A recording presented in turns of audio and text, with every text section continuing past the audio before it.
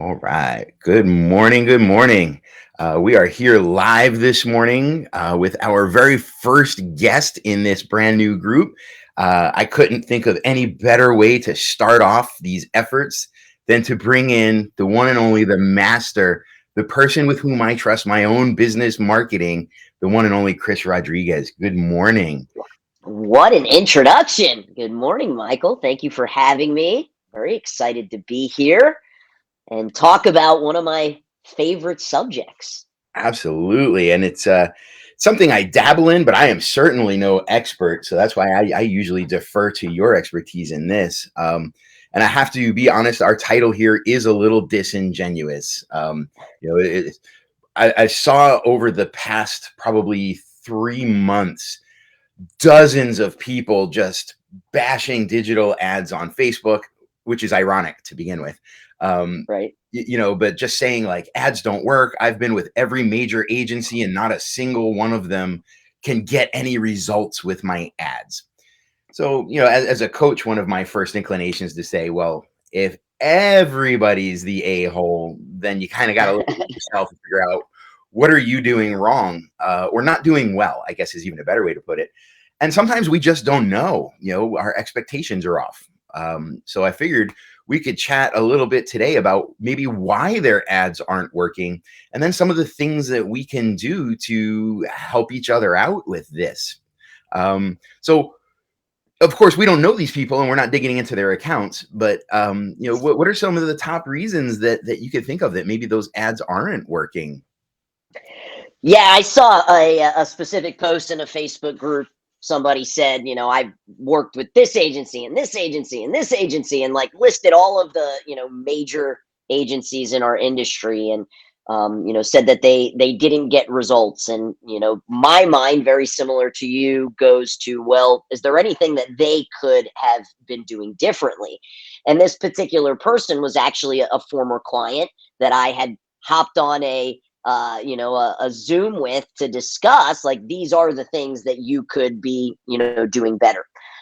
I think it's important that we just call the elephant out in the room. And I think that people's expectations are just not reasonable, right? I mean, back when Facebook ads first kind of came on the scene, 2012, 13, 14, 15, you could spend 50 bucks and, sell like 20, 30 trials and get leads for $1 or $2 a pop.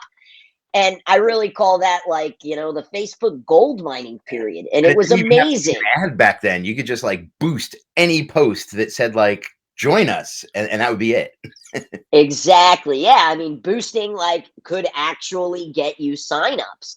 And, everything in life seems to be cyclical. And the one thing that I just don't think people are understanding is what really occurred in the online space when the pandemic hit. Obviously, all of our schools had to pivot. We had to go online. You had, what I would call vintage school owners who just aren't necessarily that tech savvy. They're not great with technology or computers. They had to pivot online. And for some of them, that was very, very difficult. For others that, we kind of live in this space, it was a little bit easier. But you got to look at it, not only our industry, every industry had to pivot online. And what that did is the pandemic really sped up businesses going online. And if now you have more businesses and more people on these social media platforms than ever before, then you're going to have more people advertising as well. And it's an auction, it's supply and demand. So the more people that are vying for the attention of the same exact audience that you want, it's going to increase your ads costs. So, I mean, that was one huge thing that happened with the pandemic. Now you add this issue with Apple and all of the privacy issues that they're having. And Apple and Facebook are, at this war because what makes Facebook so powerful is the data that it has on us, because it tracks everything that we do with this phone.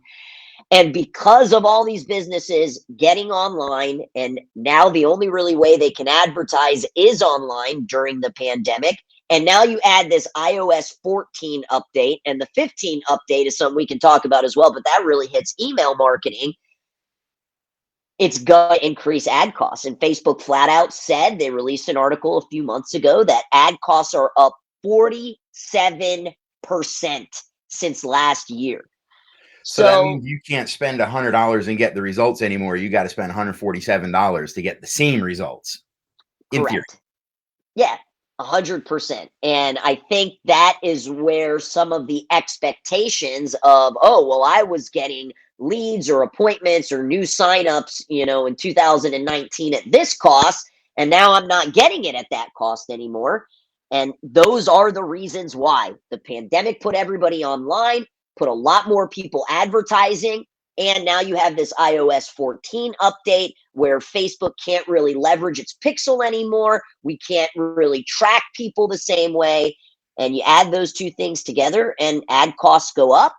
And now look at the month that we're in. We just came off of the biggest retail week in the United States with Black Friday. We're entering the holiday season. I was on the phone with my Facebook ad rep a couple of weeks ago, and they probably brought up at least 10 times. I just want to remind you, CPMs are going to go up. Black Friday's coming. And they just said it over. And I'm like, I get it. CPMs are going up. So now you add that on top of the mix. It's even more expensive right now. Now, it will go down after the new year. But yet you have to understand that there are trends, there are ebbs and flows in this industry. And right now, the same way your dollar doesn't go as far when you go to the gas station or when you go to the grocery store. My wife was at the grocery store. She sent me a picture of organic eggs, and they were like the store brand Publix organic. They were like $9. Yeah. And she sent me like mozzarella, like string cheese, like organic. It was like $14 for a pack of 10. Your dollar just isn't going as far right now. And that is part of the reason why you're not seeing the same results as you might have in the past. Yeah, I think if we look at that also from same situation from another angle, I think it was just before the pandemic. My timing might be off there, but I read an article put out by Facebook saying we've reached ad saturation. We are not putting any more by volume ads on the platform. So every ad spot that we had available to sell is sold. So now we're only going to be giving those ad spots. I guess it was to the people that, and this is probably more your expertise, but probably the people paying more. But I would assume that Facebook, much like Google, is interested in providing people what they want to see, the end users. So it also had to be really compelling content. And it's kind of like when you look at a martial arts school, because, Cris and I are both in the martial arts industry. When you look at a martial arts school and you're the only school in town and you've got 20 students, you don't think about things like attrition rate or customer service. Just no matter what you do, you're the only martial arts school in town. So people are signing up for you. But now when there's competition, if your customer service is not on or your facility stinks, like literally stinks, these things start to make you lose students because people have something to compare it to. And you then have to work much harder. Although in theory, it's things you should have been doing anyway. You have to work much harder to get those customers coming in. So like, I know in my own school, I never used to think about like summer drop off. And then in 2015, we went from like leasing space in somebody else's school to this 3,000 square foot facility. We ramped up to like 150 students right away, from like the 20 that we had. And then the first summer hit. And whereas I used to lose 10% of my students was, 20 people or 2 people, now 20% of my students was like, oh my God, I just lost 20 something students. That's more than I had 6 months ago. So, Sure. it's when you level up your game and you level up the field on which you're playing, you also have to bring it a little more. So it's not even just that, you have to spend more. You have to provide better content as well.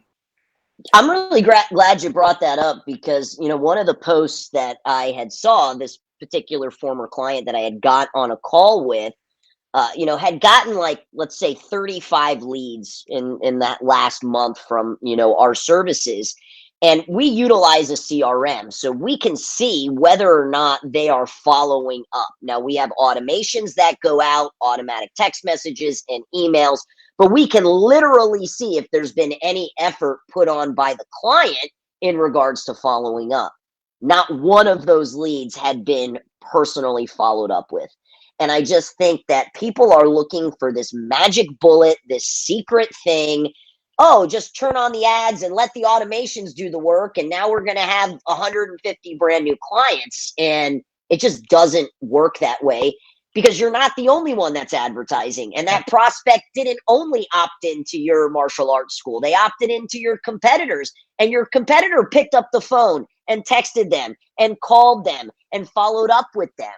So I just think that, the saying, our tagline at my martial arts school is hard work pays off. And I feel like people look at Facebook ads and automations and like, oh, that's just easy. We'll let that do the work. And Yeah, I sometimes you mean, got to one put a thing I little had to extra realize effort in. was, like, I'm a pretty smart guy. Like, not to brag, but I'm a pretty smart guy. I'll agree with that. But I also had to realize that when it came time to, start stepping out of my own funk in my tiny little 20-student school back in the day, that I wasn't the smartest person around. And, when I had this brilliant idea of, oh, I'm just going to do this, well, a million other people had that idea too. So, even in my brilliance, there was still competition going on there. So as you mentioned the iOS update. Now, I am not necessarily an ad guy, but I am a tech geek. So you mentioned how, like, with I guess it just affects Apple stuff. So how is that impacting, and what were some of these changes that happened? Yeah, great question. So earlier this year, the iOS 14 update, when you updated your phone and you go to, use a new app, you update the app, it now has a little pop up that basically says, do you want to be tracked? Yes or no? Well, the majority of the people are going to say no. Now, me personally, I think it is the coolest thing when I hop in my car every morning and my phone gets connected to my car and my car knows exactly where I'm going. And it tells me, oh, it's going to take 12 minutes to get to the gym, because it tracks my daily behavior and it knows on these days I'm going to this place. I think it's cool. I don't have a problem with privacy issues. I'm not doing anything to break the law. I don't know, for some people that might be the issue, but for some people they really do have an issue with, being tracked. So they say no. Anything that happens off of the platform, such as somebody visiting your website. In the past, we have our Facebook pixel, we put it on our website. That Facebook pixel cookies that person. And if we're running ads, we can now follow them all around the internet. And it's super creepy, but it's super cool. And we know that it takes multiple touch points to get people to pull the trigger. Well, if that person now opted out of tracking and they go to your website, you're not going to be able to follow them all around the internet. Now, yes, that stinks, but not everybody are Apple users, right? So this predominantly affected Apple users. And because of that, it just made it very difficult to retarget, which is one of the most powerful aspects of Facebook marketing. We've all seen it. I posted this funny meme in the martial arts entrepreneurs Facebook group that was like a Christmas tip, like, yell into your significant other's phone what you want for Christmas, and they're going Yeah. to start seeing the ads, right? Like, I mean, we've all experienced that. We haven't searched for it online. It was just a conversation we had. And then all of a sudden, we're starting to see ads for it. I can't confirm or deny that they're listening, but I think that they are listening.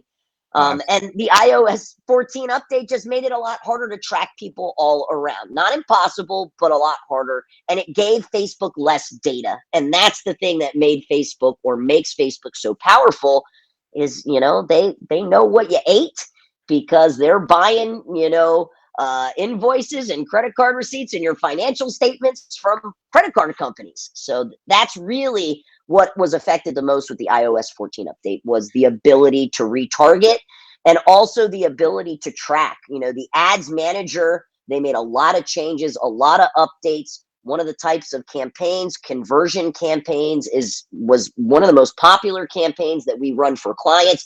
There's now this laundry list of hurdles that you have to go through to get your conversion set up. And But I think this is actually a good thing, because what I think is going to happen is, because the costs are going up and because they're changing the back end of the platform, and if you don't study this, you're not going to be able to keep up.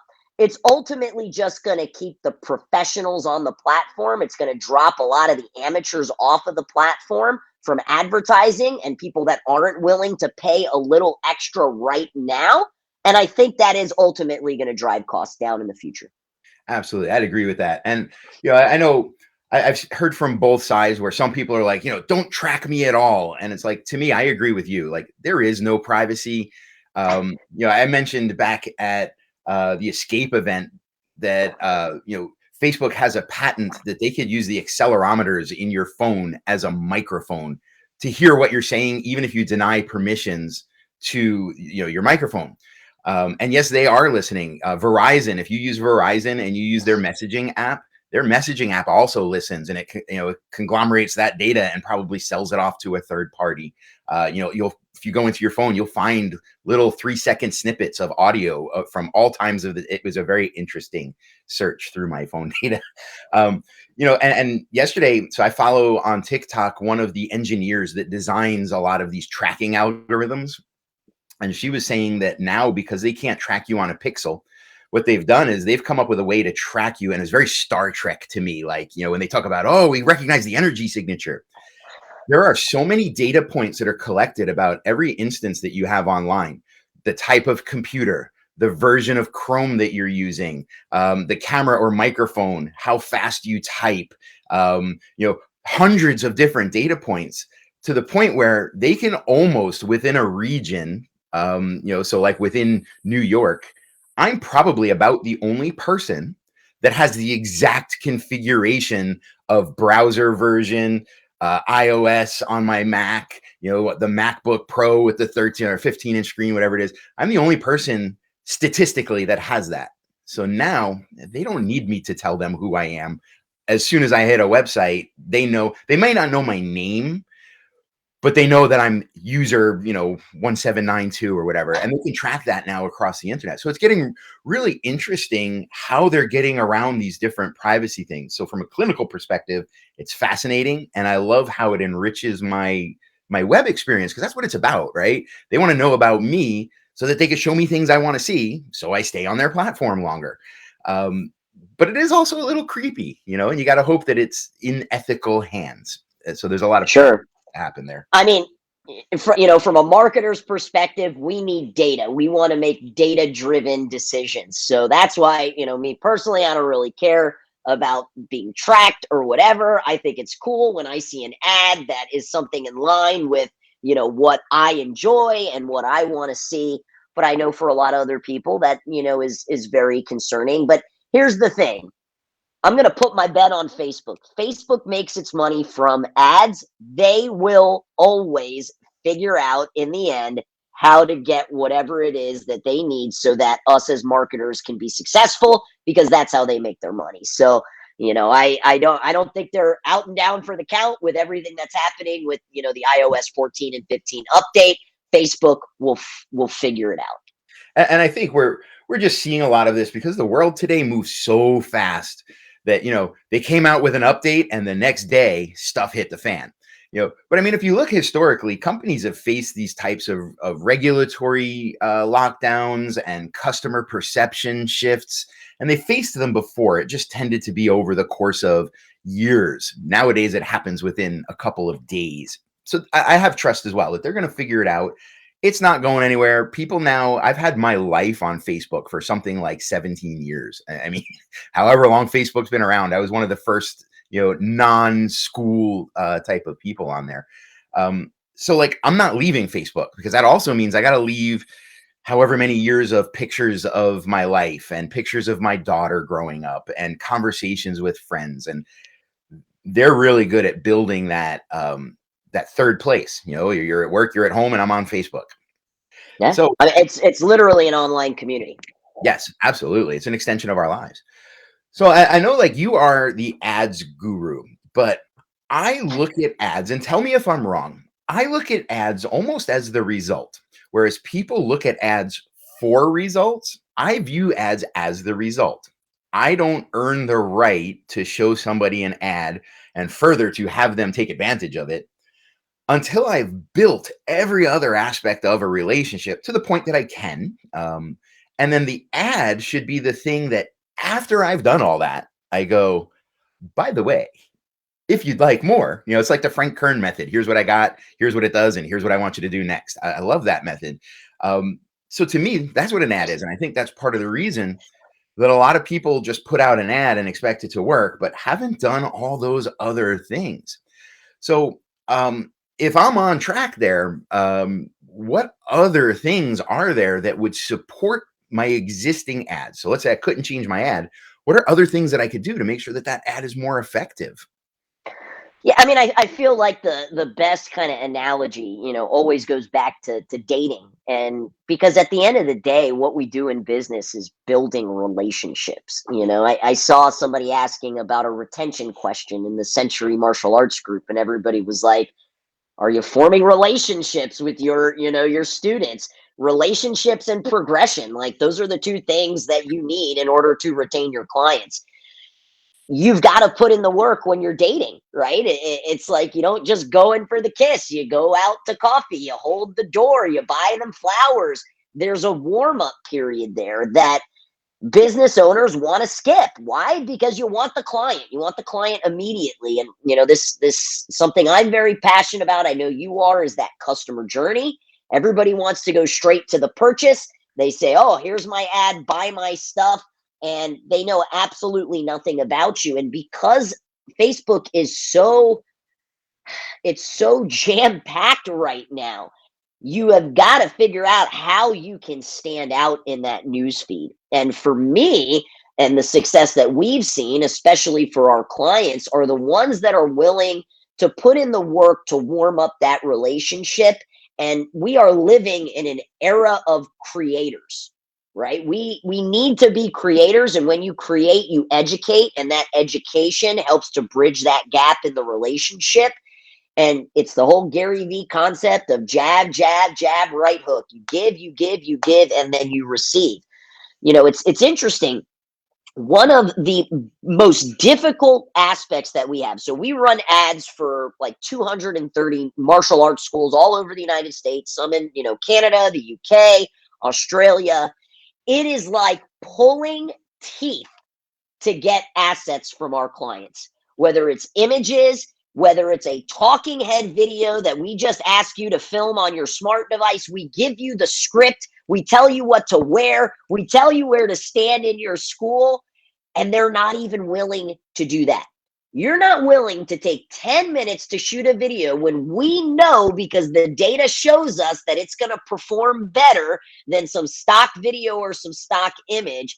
You know what? You really don't deserve great results if you're not willing to take 10 minutes to do that. And that's the kind of stuff that will help you stand out in the news feed.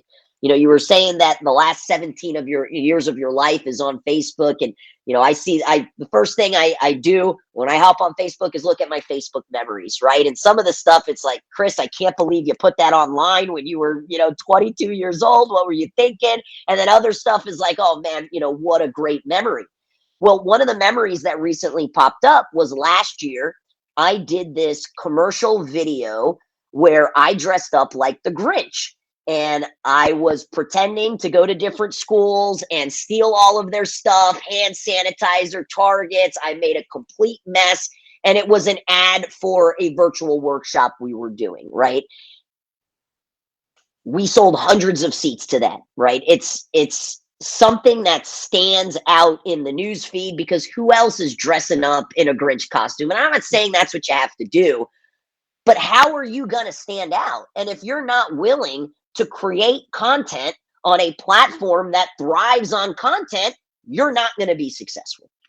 Yeah, I think that also, in a general sort of way, speaks to, and especially in the martial arts industry, though it's also the same in other industries that I work with, you have to be able to put ego aside, when in your marketing efforts, not because you have to put on a Grinch suit and dance around. And although that is part of it, you have to be willing to be likable, right? It's the fact that when you extend that out to what you're doing, your ads and your sales and even your in-house sales are never about you. They have to be about what the customer wants. I saw a post the other day where they say, "Hey, I just started a new school under my teacher, and I'm so excited to get this school started. Let me know how I can build up my school and make sure I keep students, but I'm not giving away belts." And it was like, nobody even said you were. And you have to recognize that, like, your product is different from your customer service. Those are two completely different things. But it was, you're so worried about what it is that you do that you're not hearing what people want. And we just went through, and I'm not recommending everybody do this, but we went through and completely redesigned our martial arts program for adults about 2 years ago, because only about 2% of people coming to us wanted self-defense. About another 2% wanted to learn how to fight. That leaves a lot of people on the table. So, we completely redesigned it as more of a personal development program. Now, do they eventually still learn some high level martial arts? And yeah, eventually, we get them there. But the ad is kind of the same way. And like, I'm a content marketer, not necessarily an ad generator. I love long form blogging and answering questions on Quora, this sort of stuff. And that's really changed my view of how to engage with people, because now they're coming to me with questions, and I have to be able to answer those questions. And if I don't answer those questions through my blogging, my answers, my TikTok videos, whatever it is, then they're not going to want to take the next step. So for me, I also look at all those content marketing efforts that I spend hours and hours and hours, half the time just deleting everything I wrote because it's trash. Those also go towards my ad investment. The ad investment to me is not just money. It's these other things I'm doing to answer people's questions so that when they see my ad, they'll want to buy. So therefore, it's not about me. I had to put my ego aside and stop talking about the essence of the pinky in a kung fu technique that nobody cares about, and actually talk about, like, well, what happens when you are facing, workplace bullying? What happens when you are afraid to have conversations with your spouse? And how do you make these things happen? That's what people asked for. That's what I'm giving them. I just phrase it in a way that matches what I want to do too. Yeah, I mean, I love it. We very often, it's kind of interesting. Over the last few weeks, I have been getting targeted for uh, ads from martial arts schools that are like across the country. And every time I see it, I'll send them a DM and just say, "Hey guys, like, I'm in Florida. If this isn't an online program that they're advertising, it's a brick and mortar. Your targeting is off," right? I don't Mhm. even say, like, "Let me help you." Just let me just help you stop wasting your money. And then you Sure. look at the ad copy and it's all about them, right? "Oh, we've been in business for this long. Oh, we do this. And that's not what the positioning should be, right? It should be about what does your target market want. And unfortunately, a lot of business, they don't even start with that. They don't even know who their target market is. Who is your ideal Yes. client that you need to be advertising to? Steven Reinstein did a great presentation at Escape probably about 5 years ago now, where he got up on stage with and put up an easel, and we built avatar customers. He didn't even give a presentation. He just said, "This is what we're doing," and he built like 4 or 5 avatar customers and taught us how to look for the people that actually want what we have. And like, that one talk that's kind of what set me on the blogging path, because now it's, I might not advertise to them martial arts, but I know that especially in my skills school, I'm looking for, upper middle class parents that tend to have 2 kids. They tend to drive the higher level cars. They have iPhones and Apple Watches, even though I'm an Android guy. So now it's like I can start talking to them, and as an ADHD person, we tend to blend really well in an attempt to not have that anxiety of what if they recognize the real me. So it makes it really easy for me to blend with these people and start speaking their language. And I think a lot of schools, or I don't even want to say schools, because a lot of people in this group are in other industries. You have to kind of look at that audience, and learn about them, get to know them. And I guess, like you said, it goes back to that dating relationship. You can't just go for the smooch. as much as I see some of you still doing it. I mean, you can. It just probably won't end up too well.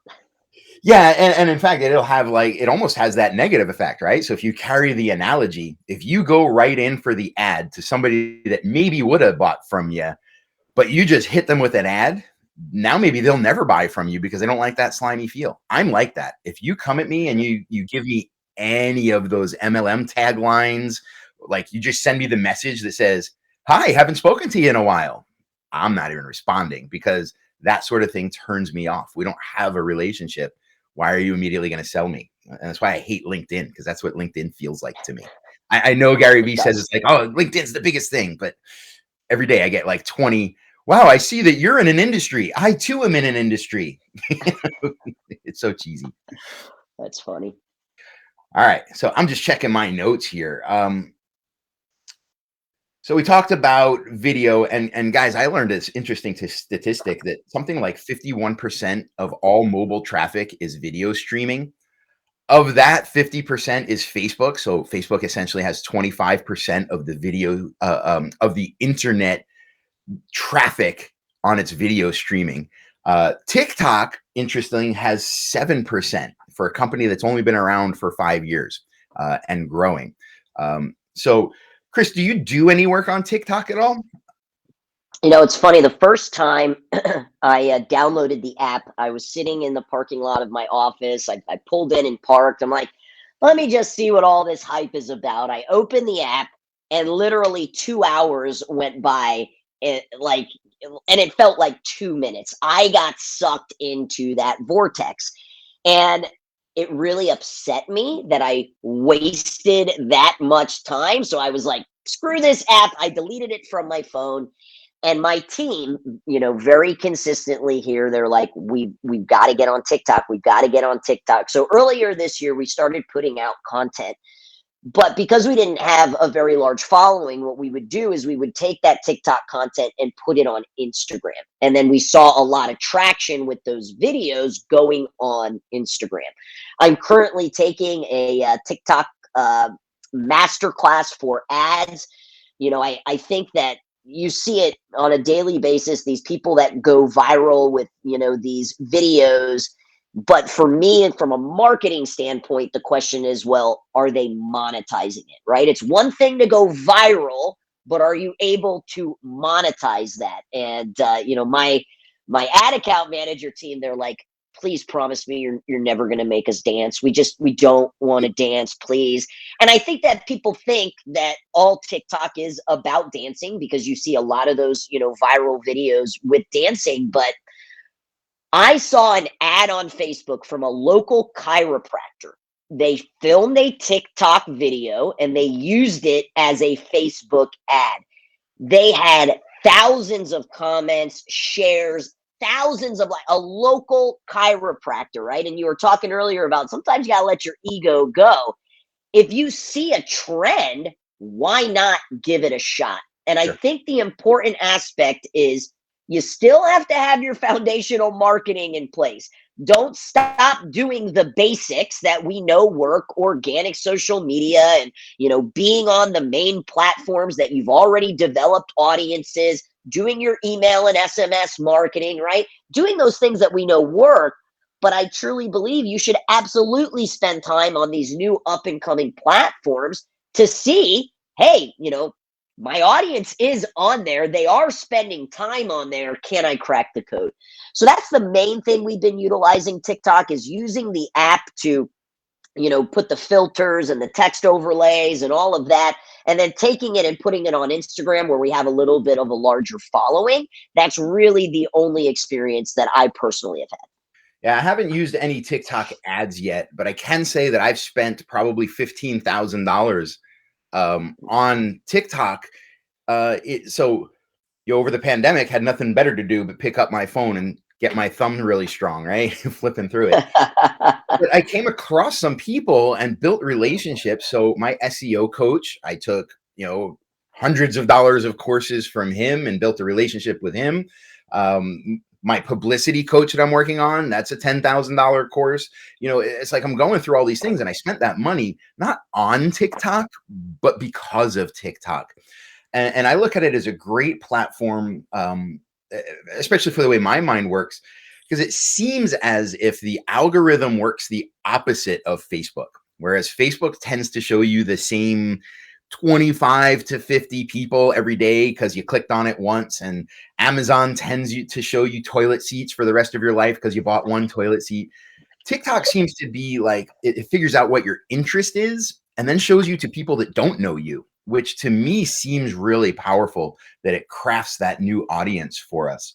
But I don't have a lot of experience with it yet in ads. So that's something I really look forward to learning a little bit more about. Me too. So speaking of different platforms and their ads, I mean, we've spoken mostly about Facebook so far. I get the question kind of often, if I'm running Google ads, why do I have to run Facebook ads? Google ads seem to be more direct and they get me my results right away. And Facebook ads, I never feel like I'm getting my return. So I firmly believe I need both because you told me so. But so why do we run both, even though one seems to be maybe do a little bit better? Is it perception? It's definitely not perception. It's, first and foremost, you never want to solely rely on one platform as your only source of traffic. All right. I mean, probably about a month ago, Facebook was down for like 24 hours. Some people loved it. Me as a marketer, I'm freaking out. And, it's actually one of the reasons when we bring on new clients, even if they only hire us for Facebook, we still get their Google access, because if Facebook is down for a long period of time, we want to be able to turn ads on a different platform, and we would need access to it. Google are your today buyers. Just think about why you use Google. It's because you have a need, right? You want to search for something, whether it's a restaurant, whether it's a martial arts school, whether it's your bicycle broke down and you need to find a bicycle repair shop. You have an intent. And that's why you see Google leads closer to the buying cycle in a customer journey, right? Facebook, people aren't going on Facebook to, actively search for businesses. They're going on because they want to be entertained. They want to get in a political argument. They're just bored. That's why people go on Facebook. It's like you're sitting in the doctor's office. What are you doing? You're not reading the magazine. You're on social media, right? So Facebook allows us to plant the seed, and it does allow us to retarget, which is very powerful. Google does as well. But I consider Facebook future buyers, Google today buyers. I don't want to only put all of my eggs in one basket and solely rely on one platform. And yes, Facebook requires more massaging to get those leads closer to your purchase stage in the customer journey. But what it allows you to do is grow your list. And your list are the names, emails, and phone numbers that you have. And it's really the only thing that you own.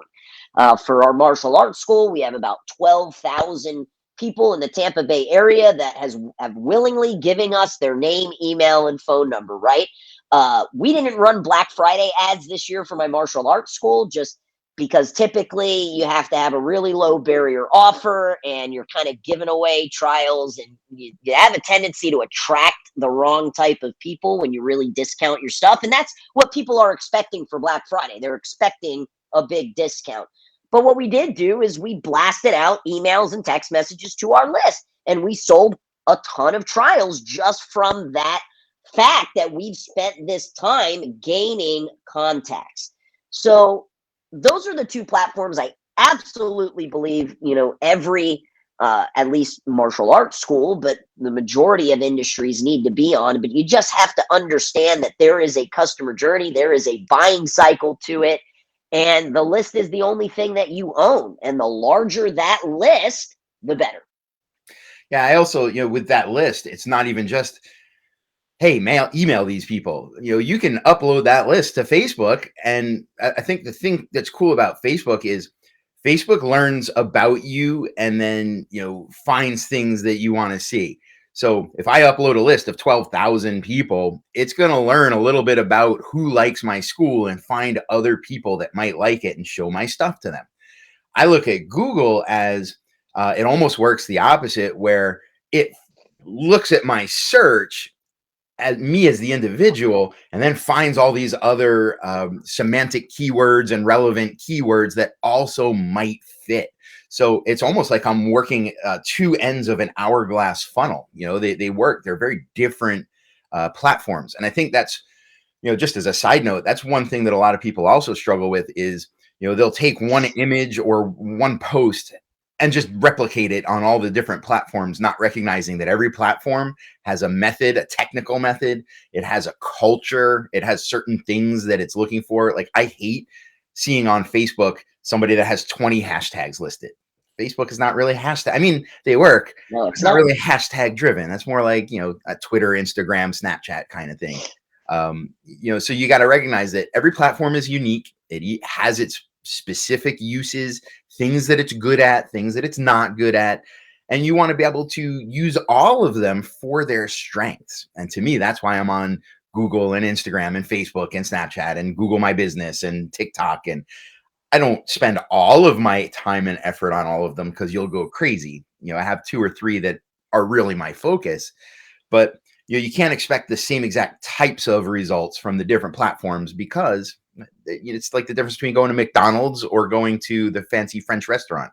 One, you walk in, you get your bag of nasty, and the other one, you have to sit there and wait for chef to carefully hand whisk the cream that goes on top of the snail. They're just different. Yeah.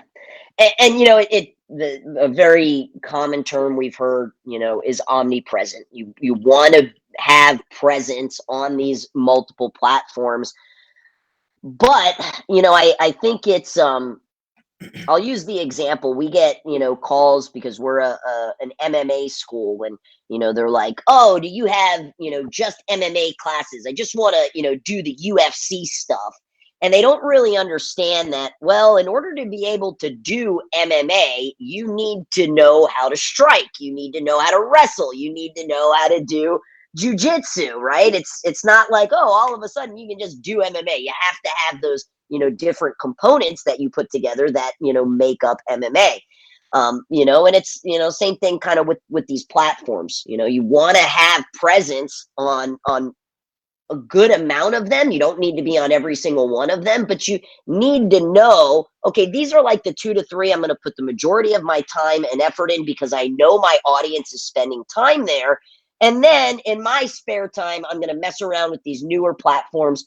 I think Clubhouse was a really good example of a platform that just kind of exploded overnight. And I got an invite. It's like an invite only app. And I was like, oh, I feel so special, and I went on there. And for me, I am a visual person. I am not an auditory learner. And this app was all about auditory, right? You go into Yeah, these rooms, you can hear these discussions.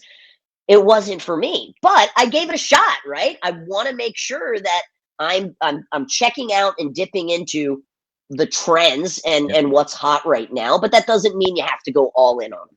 absolutely. Yeah, at the very least, you got to have your profile set up and get that web link, right?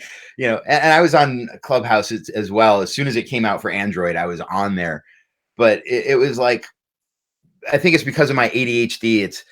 I'm sitting there in the room, like rocking, like, get to the point. Tell me what I need to know. Come on, just get to the point. I don't need to know about how your coffee was. Just get to the point.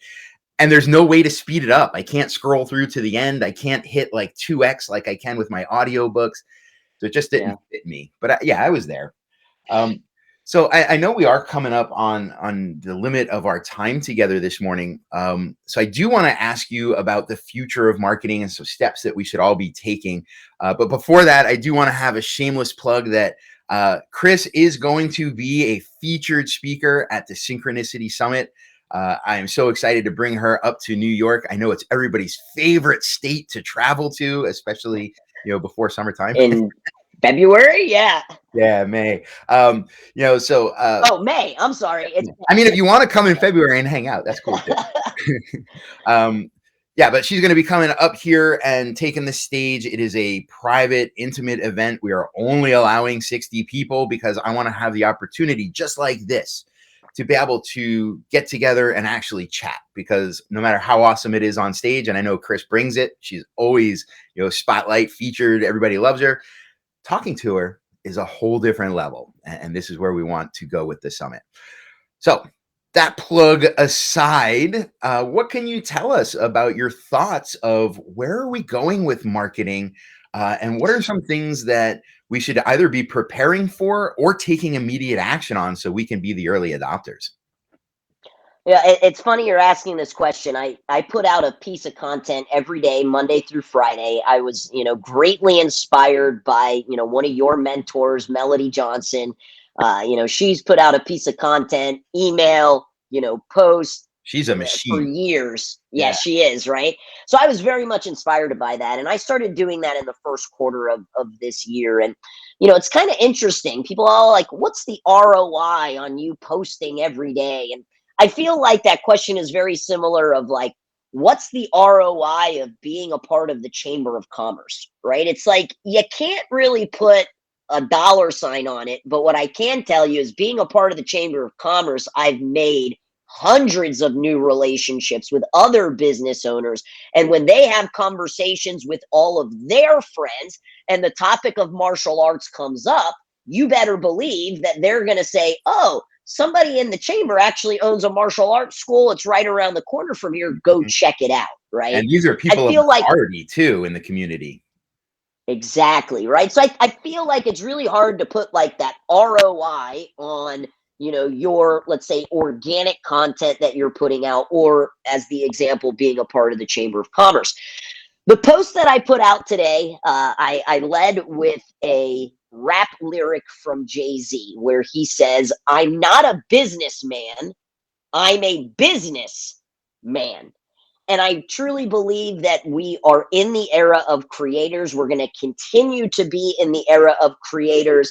And it's not just for celebrities and influencers anymore. All of us have this ability to put out content, to educate, to build a following.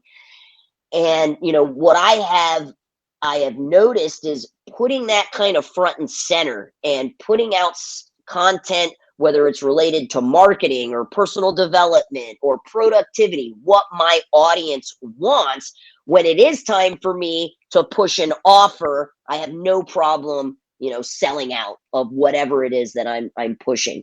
So I do believe we're going to continue to go in that direction of being an era of creators, not just influencers, but creators.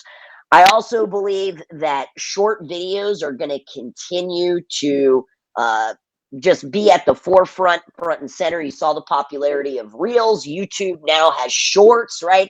I'm not completely convinced about YouTube Shorts. When you look at YouTube videos and you do searches, the majority of the videos that fall on that first page are longer form videos. People are going to YouTube for how to, but I think they're trying to capitalize on the success that you're seeing with TikTok and Reels. But you're also seeing TikTok expanded the length of time that videos can be. Same thing with Instagram, right? So I still think short form content is where it's at. Which I think can actually be harder to get your point across when you only have 30 seconds or Especially for 45 somebody like seconds. me that can't keep it to less than 1,000 words, you know? Yeah. So, era of creators, definitely continuing with video marketing. It's not going anywhere. It's going to continue to get bigger. It's a skill set that I believe entrepreneurs need to lean in on. Not everybody is great on video. When Facebook Live first came out, I didn't want to do it. Like the thought of messing up in front of people, like, no, I can't do it. And it was a skill that I had to develop. Being on video is a skill that every entrepreneur, in my opinion, needs to develop. And if you can get, your message across in a shorter period of time, because we just don't have the attention span as human beings anymore, it's going to be even better. I do think that costs are going to go down, that Facebook is going to figure out with all of their thousands of engineers of how they can make this platform more cost effective. But I just would really implore people to start looking at what type of content can you put out in front of your audience that makes them fall in love with you as the person, right? It's and the post that I put out today was really about developing a personal brand. And when you do that and you develop that personal brand and you educate, there doesn't need to be a hard sell. because they already know you, they already like you, they already trust you.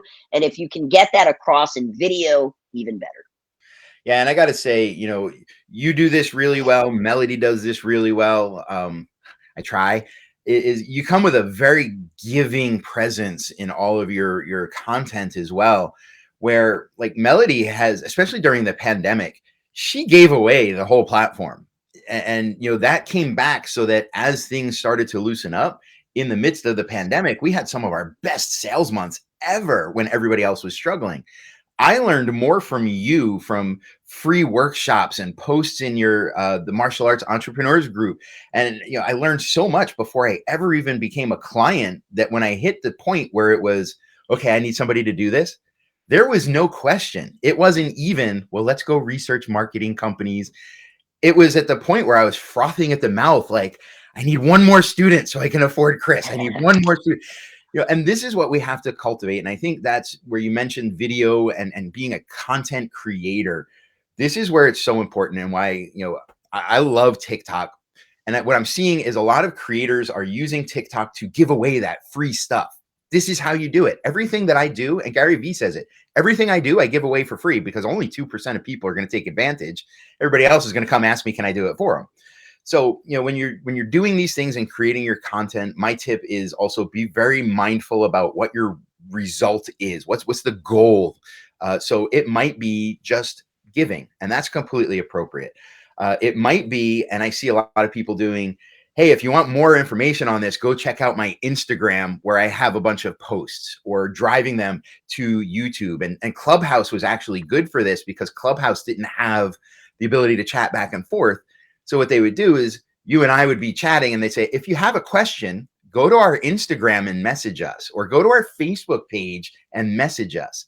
So they were actually driving their social media presence on another platform by being on the smaller platform. So when you're mindful like that, you can have amazing results, but you got to also think of it like chess. You can't just put out a video and think it's going to happen. Now, oh, king me. You have to move the pawn, to move the knight, to move the bishop, to capture the queen, to put them in checkmate, and plot that out. Cris has some great resources in her group. So if you're on Facebook, please check it out. Martial Arts Entrepreneurs. There's some great resources in there to help you plot out what your ads and social media should look like. If you need help with the content, that's what I do. I'm a blogger. I love being on TikTok and helping you create those platforms and of talking points. And if you'd like to see this all happening together, of course, another shameless plug for the Synchronicity Summit. So Cris, I want to say thank you so much for your time. As always, I've learned some things that I'm going to go put to work, and I hope everybody else has. Do you have any parting words for us? Any, like, Chris's words of wisdom? Yeah, I mean, I feel like the media wants to tell you otherwise, but we live in some really amazing times right now, and social media has made it that you can access anybody, anybody, in that you would never have access to. There are some really high level entrepreneurs that I follow. Every day I get to see into their life. Every day they're putting out free content. There's this guy, Dan Martell, that I follow. He is a coach in the SaaS community, which is software as a service, which I don't have. I wish I could give him my money for a product or service. I'm just not a SaaS owner, right? But the experts are the speakers and the authors. And prior to social media, the only way you were going to see a speaker was by going to a seminar. The only way, you were going to be an expert was by writing a book. Now you can be an expert on these social media platforms. We have access to the brightest minds, and don't be afraid. You have to start somewhere, right? You have to just put that first post out. No, no, you're not going to get any comments. You're probably not even going to get any likes, but you're going to go see the views, and you're going to see, whoa, 100 people just saw that video. And then you do it again the next day, and you do it again the next day, and the compound effect will take place. So don't be afraid to go out there. We are in the era of creators, so go and create. Yeah, and guys, like, if you're just not the right person to be on camera, Leverage your team. This is an awesome opportunity to provide them growth space, right? They may never level up as an instructor, but you may have that 17-year-old that just knows Snapchat or something. And don't just let them loose, coach them on it. But this is also a great opportunity to grow your presence by leveraging the other people in your business. All right, Cris, thank you again. As always, I love the So much time. fun. Yeah. And I'm looking forward to seeing you soon. Guys, go check out Chris's Grow Pro Academy, especially Grow Pro Agency, if you're in the martial arts industry. Do you just work with martial arts? Have you expanded beyond that yet?